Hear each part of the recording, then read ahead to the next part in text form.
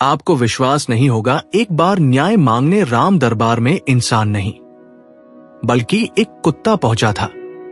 वनवास के बाद जब श्री रामचंद्र जी अयोध्या लौटे तो बड़ी धूमधाम से उनका राज तिलक हुआ। अयोध्या वासियों ने उन्हें पूरे सम्मान के साथ राजा बनाया। राजा बनने के बाद श्री राम ने अपने छोटे भाई लक्ष्मण को एक आदेश दिया, लक्ष्मण, रोज भोजन करने से पहले देख लिया करो, कहीं हमारे द्वार पर कोई भूखा तो नहीं है। अगर कोई भूखा मिले तो पहले उसका पेट भरना, फिर हम भोजन करेंगे। लक्ष्मण रोज यही करते। एक दिन लक्ष्मण ने आकर कहा, भैया, मैंने बाहर जाकर आवाज लगाई, कोई भी भूखा नहीं है।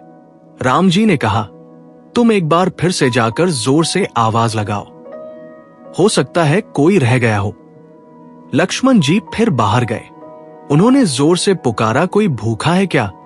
इस बार कोई इंसान नहीं आया, लेकिन एक कुत्ता रोता हुआ उनके सामने आ गया। लक्ष्मण जी ने आकर श्री राम को बताया, भैया, बाहर कोई आदमी तो नहीं, पर एक कुत्ता रो रहा है। राम जी ने उस कुत्ते को बुलवाया और पूछा, बताओ, तुम क्यों रो रहे हो? कुत्ते ने सिर झुकाकर कहा, प्रभु, मुझे एक ब्राह्मण ने डंडा मारा है। श्री राम ने उस ब्राह्मण को बुलवाया और पूछा, क्या ये कुत्ता सच कह रहा है?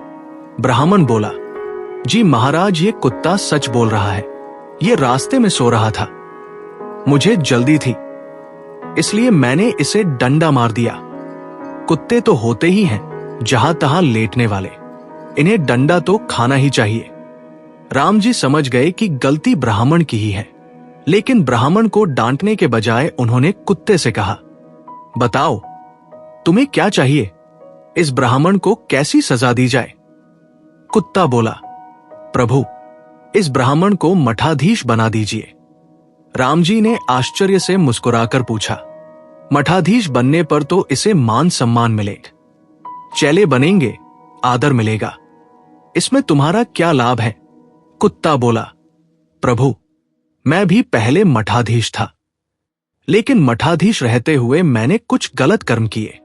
उसी पाप का फल है कि आज मैं कुत्ते की योनि में जन्मा हूं और लोगों के डंडे खा रहा हूं। जब यह ब्राह्मण मठाधीश बनेगा तो वही गलतियां करेगा, पाप करेगा और फिर अगले जन्म में कुत्ता बनेगा। तब यह भी मेरी तरह डंडे खाएगा और अपनी सजा पूरी करेगा। राम जी ने यह सुना तो मुस्करा दिए। उन्होंने कुत्ते की इच्छा पूरी कर दी और ब्राह्मण को मठाधीश बना दिया।